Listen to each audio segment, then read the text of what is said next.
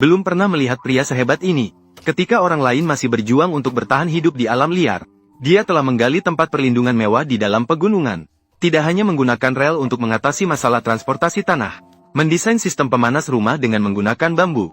Kemudian dia bahkan menggali air tanah, langsung membangun kolam renang mewah tanpa batas di dalam ruangan. Hidupnya sungguh menyenangkan.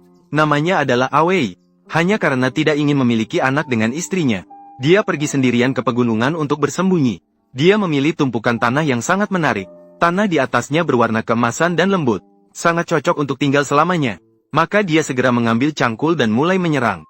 Berkat pengalaman bertahun-tahun sebagai pekerja konstruksi, kekuatan lengan Awei sungguh luar biasa.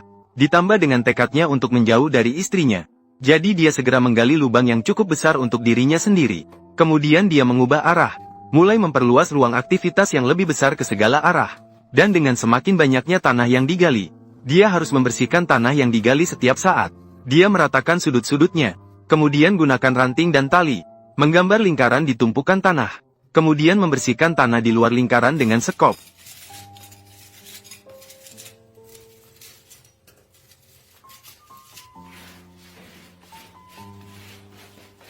Agar bisa memindahkan tanah yang digali, Agus pergi mengumpulkan 2 batang kayu panjang di sekitar, kemudian mencari beberapa tiang kayu, memukulnya keras ke tanah, dan membentang dari dalam ruangan hingga keluar gua. Kemudian dia meletakkan kayu panjang di atas tiang kayu, memperbaikinya dengan paku besi. Konon, paku liar ini sangat mahal. Setiap kilogram setara dengan 1 kilogram, dan setara dengan berat 2 pon emas. Kemudian dia merakit alas di atas kayu panjang tersebut. Setelah memastikan itu berjalan dengan baik, Anda bisa memasang bingkai kayu. Selanjutnya, cukup masukkan tanah ke dalam bingkai kayu. Anda bisa dengan mudah membawanya keluar dari lubang. Awalnya membutuhkan 1 hari kerja penuh. Sekarang hanya butuh setengah jam untuk menyelesaikannya. Harus diakui, anak ini benar-benar ceroboh. Dia benar-benar punya bakat. Dan setelah membersihkan tanah di dalam ruangan, dia mengambil sekop dan melanjutkan penggalian. Dia merencanakan sebuah kamar tidur di sebelah kiri. Maka dia mulai menggali bentuk setengah lingkaran dengan sekop. Lalu dia melanjutkan penggalian ke dalam dengan cangkul. Awei berusia 23 tahun. Pengalaman kerja di lapangan setidaknya 30 tahun. Maka dengan kekuatan otot yang kuat, dia dengan cepat berhasil menggali tempat tidur. Dan untuk kemudahan pencahayaan, dia juga menggali sebuah niche di dinding, untuk meletakkan lilin dengan pas. Meskipun dia tinggal sendirian, namun posisi tepi tempat tidur juga harus dihias dengan baik. Dan setelah mengebor nis di sudut dinding, Awei mulai menyerang dinding samping. Ini akan menjadi area dapur masa depannya. Lemari di kedua sisi dapat digunakan untuk menyimpan peralatan makan dan kayu bakar. Posisi di tengah diperlukan untuk membuat perapian. Awei langsung mulai menggali tanpa ragu. Dengan cepat, dia mendapatkan alur yang memanjang ke dalam. Pinggiran alur sangatlah persegi. Kalau katakan anak ini tidak punya sedikit pun OCD, aku tidak akan percaya sama sekali. Untuk memastikan keamanan penggunaan api, Awei juga perlu menggali cerobong asap dari atas ke bawah. Pekerjaan ini terdengar agak rumit, namun melakukannya juga tidak mudah sama sekali. Karena jika kesalahan penggalian melebihi 1 mm, semua usaha penggalian sebelumnya bisa sia-sia. Kemudian, Awei menggunakan lilin untuk menguji. Setelah memastikan asap dapat keluar dengan lancar, dia kemudian melanjutkan menggali ke bawah dengan sekop, menggali area untuk membakar kayu bakar di bawah. Kemudian membentuknya menjadi bentuk kompor di tengah. Maka perapian ini dianggap berhasil. Mengingat tinggal di gua bisa menyebabkan nyeri rematik, maka Awei menggali alur di sepanjang tepi perapian. Dia bersiap untuk mengalirkan panas perapian melalui saluran, agar dia bisa merasakan kehangatan perapian saat tidur, dan agar seluruh tempat tidur bisa terpapar panas dengan merata. Kemudian dia menggali 3 cabang di atasnya. Setelah memastikan kakinya tidak akan kedinginan, dia mengeluarkan penggaris, mengukur panjang setiap alur dengan teliti. Kemudian dia pergi mengumpulkan tumpukan bambu di sekitar. Pertama-tama, seranglah perut bambu dengan tongkat kayu. Kosongkan semua ruas bambu di dalamnya. Setelah memastikan asap dapat mengalir dengan lancar di dalamnya, kemudian potonglah mereka satu persatu dengan gergaji. Dan agar mereka dapat terpasang dengan lancar, Awei perlu mengukir alur di bagian atas mereka. Kemudian dia merakit pipa-pipa ini terlebih dahulu. Setelah memastikan semuanya baik, maka bawa mereka kembali ke dalam ruangan untuk pemasangan resmi. Berkat pengukuran akuratnya pada setiap alur, jadi sekarang memasukkan tabung bambu ke dalamnya pas sekali. Dan setelah cabang-cabang di tempat tidur terpasang dengan baik, dia dapat memasukkan sekrup kecil ke dalam tabung bambu. Sementara itu, tutup sementara lubang udara di atasnya. Kemudian isi alur dengan lapisan tanah, agar tabung bambu di bawahnya tertutup, mencegah tabung panasnya menempel pada bagian dinginnya. Bagian dinding juga harus ditutup dengan tanah liat. Pastikan bisa menyatu dengan dinding sekitarnya. Setelah selesai, Awei kemudian mengumpulkan segepok kayu kering dari luar, menyalakan api unggun di perapian. Setelah api berkobar-kobar, panas di dalam akan merambat melalui saluran. Awei segera mencoba dengan tangannya. Efek pemanasan ini memang sangat bagus. Kemudian dia pergi lagi keluar untuk mengumpulkan segepok serpihan bambu, siap membuat tikar untuk dirinya sendiri. Dia terlihat pertama-tama memperbaiki 3 ujung benang di depan, kemudian mulai memasukkan serpihan bambu satu persatu untuk memulai pembuatan. Meskipun proses ini terlihat sederhana, namun sebenarnya tidak terlalu rumit untuk dilakukan. Asalkan diingat dengan baik cara mengait tali 3, tali 4, dan tali 5, dia akan bisa membuat tikar bambu alami yang sangat sejuk. Kemudian dia membawa tikar bambu itu kembali ke dalam ruangan. Karena setiap serpihan bambu dibuat sesuai dengan ukurannya, jadi saat diletakkan di tempat tidur, itu pas sekali. Kemudian Awei kembali membawa gergaji masuk ke hutan, memilih sebatang pohon yang sudah mati tergeletak. Dia kemudian menggunakan gergaji untuk memotongnya menjadi 2 bagian, kemudian memotongnya menjadi beberapa bagian, sesuai dengan ukuran yang diinginkan. Awei memotong 2 potongan pohon, satu panjang dan satu pendek. Yang panjang bisa digunakan sebagai bangku. Duduk di atasnya untuk makan atau minum teh akan lebih nyaman. Yang pendek bisa digunakan untuk membuat palu kayu. Dia mulai membuat lubang bulat di tengahnya. Lalu memasang sebatang kayu di dalam lubang bulat tersebut. Dengan begitu, itu menjadi palu kayu yang bisa digunakan untuk memadatkan tanah.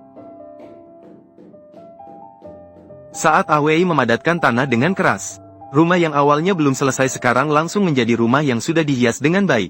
Mengingat akan tinggal di sini untuk waktu yang lama, Awei kemudian pergi mengumpulkan banyak kayu kering, untuk memastikan api unggun di perapian tidak padam. Namun setelah sibuk selama 2 bulan, dia sudah sangat lapar, maka dia segera mengambil alat dan mulai menyiapkan makan malamnya sendiri. Mengingat tubuhnya masih dalam masa pertumbuhan, dia memutuskan untuk makan beberapa sosis panggang malam itu, dan setelah ditusuk dengan tusuk bambu, perlu membuat ukiran bunga di atasnya, barulah bisa dipanggang dengan lebih sedap. Kemudian digoreng dengan api kecil selama 15 menit. Disajikan dengan sepiring saus tomat. Rasanya sungguh lezat.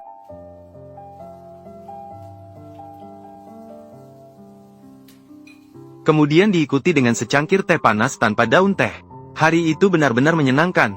Setelah makan dan minum kenyang, dia pun menambahkan kayu bakar ke perapian, lalu menata matras di atas tempat tidur, dan kemudian tidur dengan tenang di atasnya.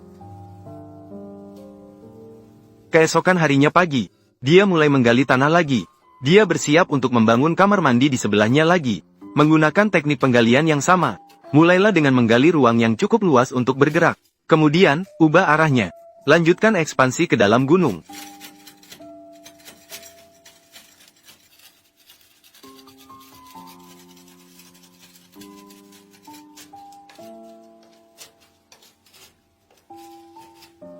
Dengan begitu, Awei sibuk bekerja selama 3 hari berturut-turut. Akhirnya, ia menggali hingga memiliki tata letak yang mirip dengan kamar tidur. Namun, saat itu ruangan sudah penuh dengan tanah yang digali. Untuk mengangkutnya keluar, Awei harus menambahkan beberapa batang kayu ke jalur aslinya, memperpanjangnya hingga ke posisi terdalam. Setelah itu, cukup memasukkan tanah ke dalam bingkai kayu. Awei bisa dengan mudah mengangkutnya.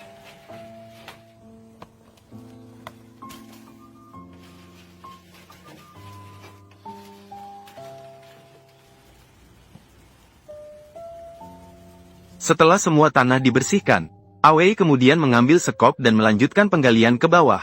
Awalnya ini adalah tempat tidur. Namun, ia malah menggali lubang setengah meter dalam. Ternyata ini adalah kolam renang tak berbatas yang dibuatnya untuk dirinya sendiri. Sebagai seorang pria yang memperhatikan detail hingga ke titik terkecil, sekitarannya juga harus dihaluskan menjadi permukaan yang rata. Untuk memudahkan pengaliran air kemudian, di bawah kolam renang perlu digali lubang kecil. Setelah selesai, Awei kemudian mencari tabung bambu. Setelah bagian atasnya dipotong, mengosongkan dinding dalamnya dengan pisau kecil. Ujung lain dari tabung bambu juga perlu dihaluskan, mendapatkan lapisan tipis, agar bisa dirangkai kembali. Kemudian dimasukkan ke lubang kecil di bawah kolam renang. Awei hanya perlu mengontrol penutupnya, untuk bisa mengalirkan air ke kolam renang kapan saja. Mengingat tanah liat terbuka mudah meresap air, jadi Ah Wei perlu melakukan perlakuan tahan air pada kolam renang. Dia terlihat mengambil sekelompok batu dari luar, kemudian menggunakan tanah liat dan air mata air, mengaduk adonan lumpur segar, kemudian melemparkan lumpur di pinggir kolam renang, meratakan dengan tangan. Berkat pengalaman bertahun-tahun mengaplikasikan plester di lokasi konstruksi, Ah Wei hanya dengan kedua tangannya, ini juga dapat membuat lumpur rata dan halus. Kemudian, saat lumpur masih basah, taburkan batu kerikil secara merata.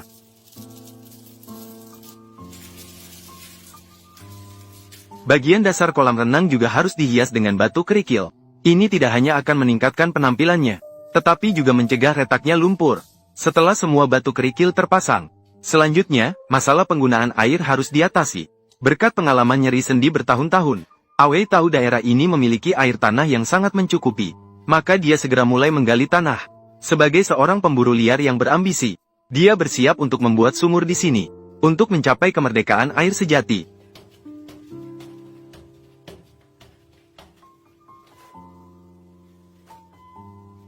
Saat penggalian sumur semakin dalam, Ah Wei harus menggunakan tiang kayu dan tali, untuk membuat tali pengaman, sehingga dia bisa masuk dan keluar dari sumur dengan mudah. Akhirnya, setelah menggali 5 meter ke bawah, tanah di bawah mulai merembes air. Harus diakui bahwa efek keluarnya air ini sungguh luar biasa. Sangat bagus. Lalu Ah Wei turun dari tanah, dan mengingat bahwa lubang sumur terbuka cukup berbahaya, jadi dia bersiap untuk menambahkan penutup sumur di atasnya. Dia menggabungkan beberapa papan kayu, menjadi sebuah pintu besar. Kemudian dia membuat alat penggaris sederhana dari tali, menggambar lingkaran di atas papan kayu, kemudian cukup memotong bagian yang berlebihan, maka menjadi penutup sumur berbentuk lingkaran. Penutup sumur juga perlu ditambahkan pegangan di tengahnya. Dan setelah selesai, Ah Wei membawa sepotong batang pohon lagi, menggunakannya untuk dipotong dengan gergaji, memotongnya menjadi 2 bagian dari tengah, kemudian menggunakan pahat dan palu, mengosongkan bagian tengahnya.